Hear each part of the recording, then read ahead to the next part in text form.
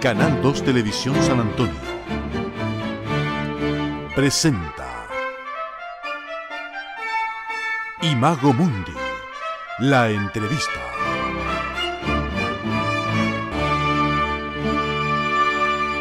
¿Qué tal? Sean ustedes bienvenidos a esta nueva edición del programa Imago Mundi. Esta semana, como siempre, con un entrevistado, en este caso uno de los profesores de la Facultad de Ciencias de la Universidad de Chile.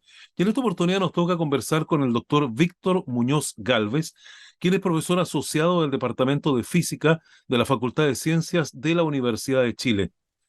En el área de investigación, él tiene que ver con estudio de física de plasmas y sistemas complejos. Así que nos vamos de inmediato a ir con la conversación esta semana para precisamente conocer algunos detalles de esta investigación y también algunas novedades que han habido en torno, por ejemplo, a que ya hace poco se han otorgado los premios Nobel y él, por supuesto, nos va a contar mucho acerca de por qué se otorgó y en virtud de qué estudio precisamente se entregaron. Doctor Muñoz, muchas gracias por conversar con nosotros y bienvenido a esta edición de Imago Mundi. Muchas gracias por la invitación. Muchas gracias. Gracias a usted por estar con nosotros. Bueno, primero que todo, mencionábamos al comienzo del programa que usted es profesor del Departamento de Física de la Facultad de Ciencias de la Universidad de Chile. ¿Cómo se involucró usted con la Universidad de Chile, profesor Muñoz? Sí, yo creo que es una pregunta interesante para cuando yo me comencé a interesar por el estudio de la física y pensé que quería dedicarme a eso. No había tantas alternativas como había hoy día y definitivamente no había muchas maneras de buscar. No, uno básicamente tenía contactos o un profesor o profesora le decía a uno, mira, anda para este lado, etcétera. Así que, digamos, las maneras de recabar información eran bien limitadas antes de toda esta explosión que tenemos con los computadores, etcétera, Google. Así que nada, la universidad, esta facultad donde estoy actualmente, la Facultad de Ciencias, quedaba relativamente cerca del colegio donde yo estudiaba y en alguna oportunidad invitaron a estudiantes de colegio a participar en una escuela de verano.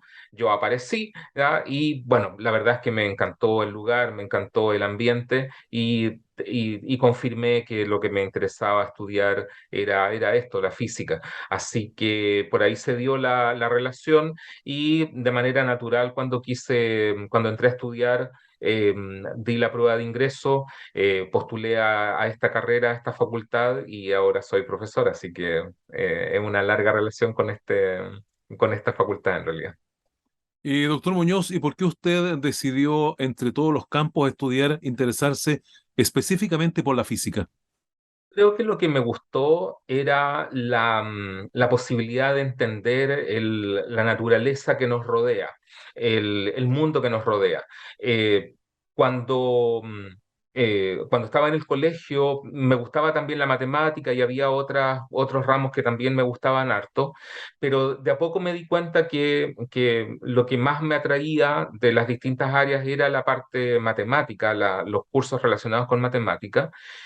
Y al poder aprender más, leer, en fin, y conversar con profesores y leer más sobre todo, me di cuenta que de todo eso lo que más me gustaba era que esa matemática que uno aprendía o esa ciencia que uno aprendía, cómo servía para entender el entorno, la naturaleza, no tan abstracto, sino que mi espíritu necesitaba también poder ver cómo eso se relacionaba con el mundo concreto. Y eso fue lo que me decidió estudiar física. En alguna época pensé estudiar matemática también, pero el bichito estaba más para el lado de la física y ahí me quedé. Bueno, y en este sentido mencionábamos en el comienzo del programa que una de sus áreas de investigación es la física de plasmas. ¿Nos puede contar un poco qué es esta área de investigación, qué es lo que es la física de plasmas?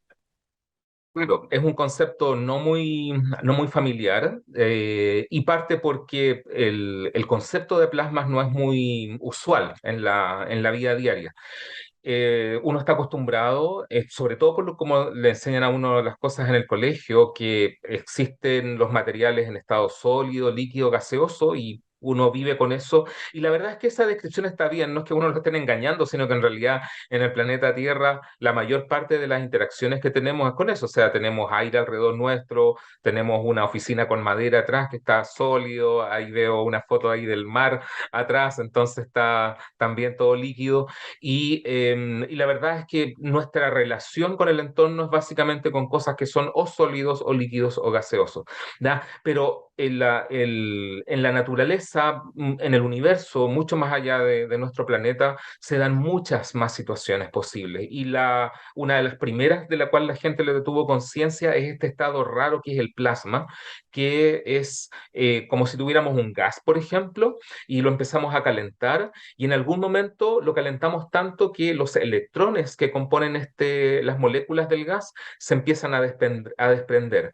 Y lo que sucede en ese momento es que en vez de tener un gas con moléculas neutras eléctricamente, tenemos, por así decirlo, una sopa de partículas positivas y partículas negativas, y eso cambia completamente los comportamientos. Por ejemplo, si le pongo un campo magnético a ese gas, se va a comportar de una manera completamente distinta a cómo se comporta un gas normal, el aire que respiramos. Y por eso la gente se dio cuenta que más que llamarlo simplemente gas ionizado, merecía un nombre aparte. Y eso es lo que hoy día llamamos un plasma. Y la verdad es que los plasmas, cuando uno empieza a mirar alrededor, saliendo un poquito del planeta Tierra, uno los encuentra en todas partes. El Sol es una bola de plasma, básicamente. El universo está básicamente lleno de plasma. Las distancias, el espacio entre galaxias, el espacio entre estrellas es esencialmente plasma. Dentro de la Tierra también uno lo puede encontrar en los rayos cuando hay tormentas eléctricas, las auroras boreales. La gente que tiene suerte de vivir cerca de los polos también puede ver plasma en acción en esas situaciones. Así que tanto dentro de la Tierra, pero sobre todo en la escala digamos, del universo, saliendo un poquito del planeta Tierra, uno se da cuenta de que el universo está lleno de plasma. Doctor, ¿y cuál es la aplicación, digamos, práctica para los que andamos, ¿no es cierto?, en la calle, en cualquier parte, en la vida diaria? Esta física de plasma, ¿dónde la podemos ver? Mira, estas aplicaciones eh, que de repente son medias sorprendentes porque uno no se imagina que que podría tener tanta relación. Hay, por ejemplo, métodos de esterilización de material quirúrgico o cambio de propiedades de resistencia de materiales que significan tratamiento en base a plasma, como sumergirlos en un plasma y de esa manera uno les cambia las propiedades a los materiales y los puede hacer más resistentes o más estériles. Eso es como un tipo de aplicación industrial. Otro tipo de aplicación que tiene todo esto es eh, entender mejor cómo funciona nuestro Sol y cómo funciona nuestra Tierra al interactuar con el Sol. Nuestra Tierra tiene una especie de escudo magnético que nos defiende de la radiación directa del Sol y eso podría parecer muy ajeno a nuestra experiencia, pero tiene poco de. Mientras más dependemos de la tecnología, más crítico es entender ese ambiente. Porque, por ejemplo, nuestra Tierra, nuestro planeta, al interactuar con el Sol, con el viento solar en particular, lo que sucede es que se producen corrientes alrededor de la Tierra que pueden afectar, corrientes eléctricas que pueden afectar instrumentos electrónicos de los cuales dependemos. Por ejemplo, satélites. O sea, una tormenta solar en un momento incorrecto podría destruirnos un satélite de comunicaciones y nos quedamos sin celular por un rato, sin cobertura. Entonces, entender este tipo de fenómenos, mientras más dependemos de la tecnología, es aún más crítico. ¿Ya? Y hay un tercer aspecto que por ahora todavía es una promesa, pero que hay mucha gente trabajando e invirtiendo mucho en eso, que es la fusión nuclear. El Sol, para funcionar, funciona en base al mecanismo de fusión, que significa que dos elementos livianos se fusionan en uno más pesado y eso libera energía, es el mecanismo básico con el cual el Sol opera y si nosotros lográramos manejar ese mecanismo, podríamos básicamente tener resuelto el problema energético para el planeta para siempre. Infortunadamente eso es muy difícil y hay mucha gente, mucha investigación que está haciendo hace décadas, investigación en ciencia, en física de plasma, en la ingeniería necesaria para resolver este problema también técnicamente. Y hay muchos gobiernos interesados en eso, invirtiendo mucho dinero, como digo, porque si lo logramos hacer alguna vez, básicamente no tendríamos problemas energéticos. Así que hay hartas aplicaciones. Bueno, la siguiente, doctor, es la pregunta del millón. Ujú. Voy a preguntar por los televisores de plasma si tienen que ver con esta investigación o simplemente es algo que coincide simplemente. Sí, tiene que ver, es una buena pregunta, no es un alcance de nombres, ¿ya? Básicamente para que una televisión en colores funcione, uno necesita tener generación de tres colores, rojo, verde y azul típicamente, en distintas celditas y que mirado de lejos le dan a uno la impresión de que tiene todos los colores distintos, que básicamente uno necesita generar puntitos de colores. La estrategia más antigua y exitosa, porque fue así como nació la televisión en colores, fue con cañones de electrones. Uno tira electrones y le pegan a la pantalla en puntos bien precisos y esos puntitos generan un destello de colores rojo, verde y azul. ¿Da? Rojo, verde o azul dependiendo de dónde esté impactando. Y mirado de lejos, uno tiene la ilusión de una imagen en color. Y un refinamiento de eso, ¿ya? Fue la televisión, los televisores de la tecnología de plasma, porque justamente en ese caso la idea es tener un gas encerrado en celditas que cumple esta función de emisor de luz roja, verde o azul, y uno junta muchos de esos puntitos y tiene, ¿cómo se llama? Tiene la ilusión de una imagen en colores. Infortunadamente la tecnología estaba llena de otros problemas. Así que, digamos, terminaron siendo más populares y más fáciles de realizar la tecnología LED, que usa cristal líquido, que es otra tecnología, pero, pero para concentrarnos específicamente en la pregunta, sí, los televisores de plasma son plasma, no es un alcance de nombre. Bueno, qué buena la aclaración y la pregunta no quedó ahí en el ridículo, por decirlo de alguna manera. Bueno, les recuerdo que estamos a esta hora conversando con el doctor Víctor Muñoz Galvez, profesor del Departamento de Física de la Facultad de Ciencias de la Universidad de Chile. Bueno, cuando partimos la entrevista, profesor Muñoz, hablamos también que otra de su área de investigación eran los sistemas complejos. ¿Usted nos puede definir un poco qué es el estudio de los sistemas complejos? También es otra área bien fascinante que con el tiempo, cuando empecé a trabajar en física, no tenía idea de eso, pero fue un descubrimiento posterior y la verdad es que se convirtió en una especie de fascinación en ese sentido, porque el problema es como el siguiente.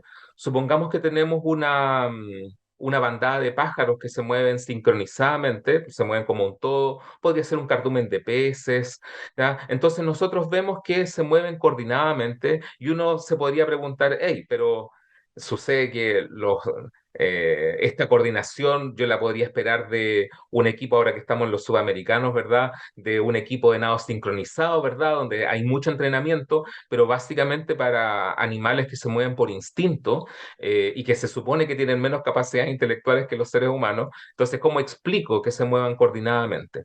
Y lo bellísimo, de lo cual uno se puede dar cuenta al meterse en este tema, es que la verdad es que uno necesita algunas reglas muy sencillas de comportamiento, muy básicas, que pueden ser perfectamente explicadas por el instinto, ¿ya? Sin necesidad de capacidades intelectuales más allá de eso, y que explican estas coordinaciones. Por ejemplo, yo podría simular perfectamente, hay bonitas simulaciones de cómo una bandada de pájaros yo podría simularla suponiendo que los pájaros tienen que seguir al promedio de sus vecinos, no tienen que acercarse mucho ni tienen que alejarse demasiado. Y eso parece como bastante sencillo de implementar. Y solo con eso uno puede modelar todo el comportamiento complejo que tienen las bandadas de pájaros. Lo mismo funciona para un montón de otros sistemas, como dije, sistemas vivos como los cardúmenes de peces, las colonias de hormigas, pero también, por ejemplo, los terremotos, que son básicamente impredecibles, el caos en el tránsito vehicular, las relaciones sociales, las intenciones de voto. Ahora que hemos estado en tiempos de elecciones, hay muchísimos sistemas biológicos, humanos, geofísicos que se pueden modelar con ciertas reglas sencillas y que dan origen a comportamientos que se ven muy complicados. Y todo eso lo llamamos colectivamente sistemas complejos y es también un área que yo encuentro muy fascinante. Ahora, en la práctica, ¿dónde lo encontramos eso? Si se pudiera ver reflejado en algún tipo de estudio o de alguna acción que se está realizando en nuestro país. Mm, Por ejemplo, uno podría estudiar problemas de tránsito, ¿ya? Uno podría ver cómo una cierta configuración de semáforos facilita o no el flujo de tránsito en una determinada zona, da una configuración de calle, etcétera. Y eso es un tipo de problema que uno puede atacar con con este tipo de análisis. Otra cosa que uno podría estudiar son los sismos no desde el punto de vista geofísico, uno sabe que finalmente el problema de la sismicidad tiene que ver con fallas, con rupturas de material, con, con tensiones que existen en la corteza terrestre, pero también uno podría tomar la perspectiva de estudiarlo como un sistema complejo, viendo cómo la energía se carga y eventualmente se descarga rápidamente, y eso es un fenómeno que emparenta a los sismos con las avalanchas de nieve, con las pilas de arena. Si yo construyo una pila, un cono de arena, una montaña de arena, entonces se producen avalanchas también, y todos los fenómenos se empiezan a ver parecidos entre sí. Hay hartos ámbitos en el ámbito geofísico o de tránsito, como digo, en ecología también, donde se pueden hacer este tipo de estudios. Es estudiar los sistemas con ciertas reglas sencillas, idealmente, pero que dan cuenta de comportamientos más complicados. Bueno, recuerdo que estamos en esta transmisión del programa Imago Mundi, como siempre hacemos cada semana, conversando con científicas y científicos del Departamento de Ciencias de la Universidad de Chile, la Facultad de Ciencias, quiero decir. Hoy día lo hacemos con el doctor Víctor Muñoz Galvez. Bueno, usted es profesor de física y en estos días se ha anunciado entonces lo que son la entrega de los premios Nobel de Física, en el cual ha sido logrado por los científicos John Clauser, Alan Aspect y Anton Sillinger, que el martes precisamente se calzaron con este Premio Nobel de Física. Cuéntenos un poco cuáles fueron los méritos que se obtuvieron presentes para entregarles a ellos este importante premio. Sí, es una noticia bien importante porque se reconoce una serie de trabajos que yo encuentro que son muy lindos, son bellísimos experimentos que tienen que ver con convencernos de si lo que entendemos de cómo funciona el universo está bien o no. Eh, eh, Hay experimentos que cambian completamente la perspectiva de lo que se sabía. Hay de repente ecuaciones o propuestas teóricas que son muy distintas de lo que se conocía hasta entonces. Lo que hicieron estos experimentos es algo un poco distinto, es mostrarnos con mayor confianza de que ciertos aspectos sorprendentes, que pueden parecer muy sorprendentes de la física, son realmente así. ¿Ya? Son sorprendentes, son raros, por usar una palabra coloquial, y estos tres experimentos vienen de alguna forma a confirmarnos que la mecánica cuántica, que es la manera que tenemos de describir la física a nivel microscópico, realmente es todo lo extraña que parece ser y que no podemos salvarla pensando clásicamente, que tenemos que pensar de manera distinta para entender el mundo microscópicamente. ¿Cuál ha sido el aporte de la mecánica cuántica al progreso de la humanidad?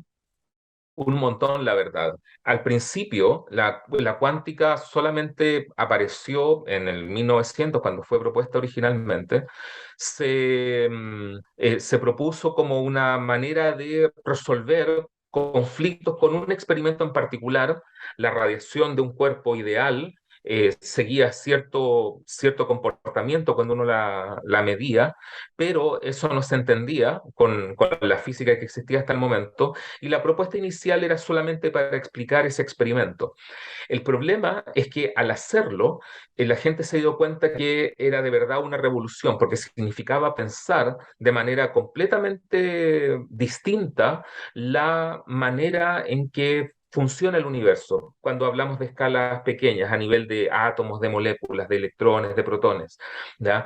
Y cuando eso significó una serie de trabajos durante las primeras 2, 3 décadas del siglo XX. Muchísima gente distinta trabajó y se dieron cuenta cómo la mecánica cuántica nos permitía entender experimentos con electrones, nos permitía entender por qué la materia es estable. La mecánica cuántica también nos ayudó a entender por primera vez por qué la tabla periódica es la tabla periódica. Entonces nos ayudó a entender lo que se sabía de química en ese momento, por qué el hidrógeno se comporta así, por qué el oxígeno, por qué el helio, em, por qué la radiación que observamos tiene estas características, por qué los cuerpos se calientan de cierta forma, por qué se magnetizan los cuerpos de cierta forma, por qué hay imanes y hay otras cosas que no funcionan como imanes.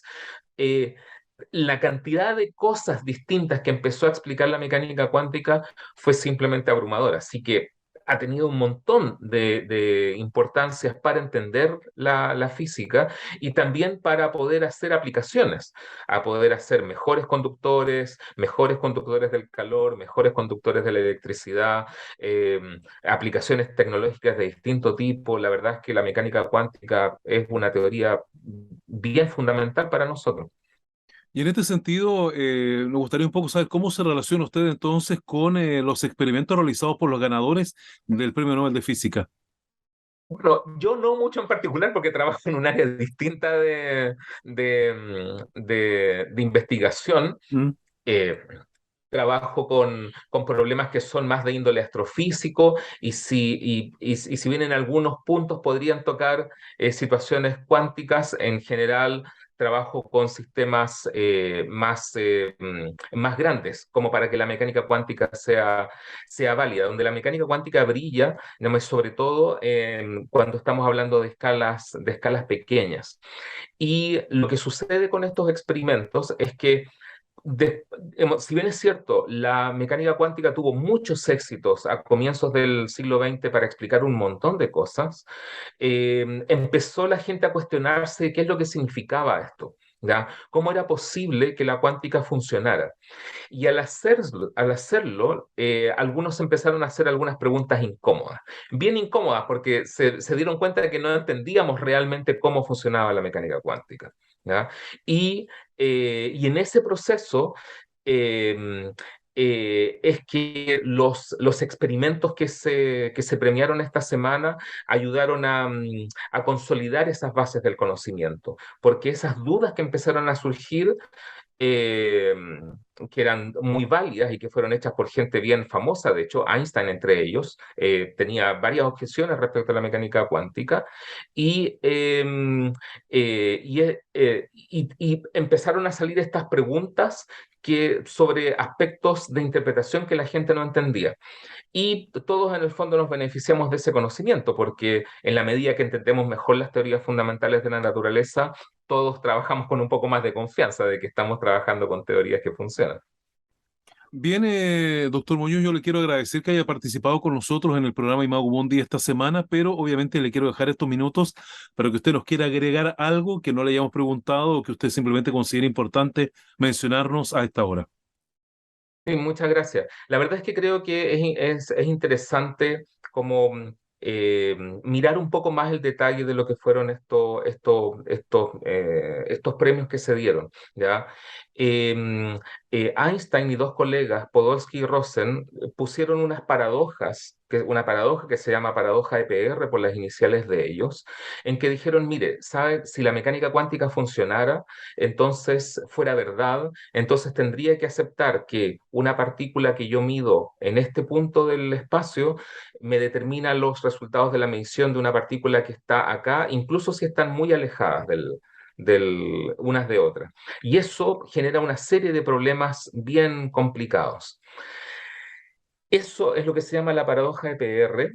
Y una de las personas importantes, y por eso que yo creo que es justo mencionarlo, en la década de los 60, John Bell convirtió ese dilema en un problema matemático, que dijo, si la mecánica cuántica funciona de manera extraña, por así decirlo, por usar esta palabra que estamos repitiendo harto, entonces hay unas ciertas ecuaciones que tienen que cumplirse o no cumplirse, ¿ya? Hay muchas personas que dicen que Bell debería haberse ganado también el premio Nobel. Bell infortunadamente falleció hace un tiempo, pero el reconocimiento que se le hizo ahora a Aspect, a Clauser y a Seilinger, que hicieron efectivamente los experimentos que comprobaron esto que había dicho Bell, es un reconocimiento también a esta línea de pensamiento y mostrar que efectivamente la mecánica cuántica es extraña, es curiosa, funciona de manera no clásica y hay que aceptarlo, pero también como al ver la historia, creo que es justo también reconocer a Bell, que fue una persona muy importante y que hay muchos que opinan que debería haberse ganado el premio Nobel también si es que hubiera estado vivo, porque su contribución fue fundamental también en esto. Bien, profesor Muñoz, como siempre le agradecemos que nos haya acompañado en este programa Imago Mundi por esta semana. Solamente para quienes nos ven y nos escuchan, ¿nos pudiese dejar algún dato donde, si alguien quisiera profundizar algo más de esta información, donde la puede conseguir, donde se puede leer? Wikipedia tiene bien buenas páginas acerca de física, así que siempre ahí hay una buena fuente de recursos. También he visto mucha gente haciendo comunicación, divulgación científica y que, digamos, que tiene blogs y posts en Twitter, en distintas redes, así que también hay buenas fuentes de información ahí. La página web del Nobel de Física, perdón, de los premios Nobel, la página sueca de la Academia Sueca, tiene también muy buena información, así que si, digamos, si uno puede mirar ahí, también puede revisarlo. Y bueno, desde luego ahí en mis redes, mi arroba es Víctor H guión bajo Munoz, también pueden preguntarse que lo desean, ¿no? Por la publicidad para consultar. La verdad es que hay muy buenos recursos en Internet, muy buenas páginas y desde luego estamos también llanos a atender consultas si es que la gente sigue con la inquietud. Bien, pues, doctor Muñoz, muchas gracias por haber conversado con nosotros. Ok, igualmente, muchas gracias por el momento. Bien, pues de esta manera hemos conversado esta semana en Imago Mundi con el doctor Víctor Muñoz Galvez, quien es profesor asociado del Departamento de Física de la Facultad de Ciencias de la Universidad de Chile. Como siempre, les agradecemos la sintonía a este espacio. Nos encontramos ya la semana entrante. Hasta pronto. Canal 2 Televisión San Antonio presentó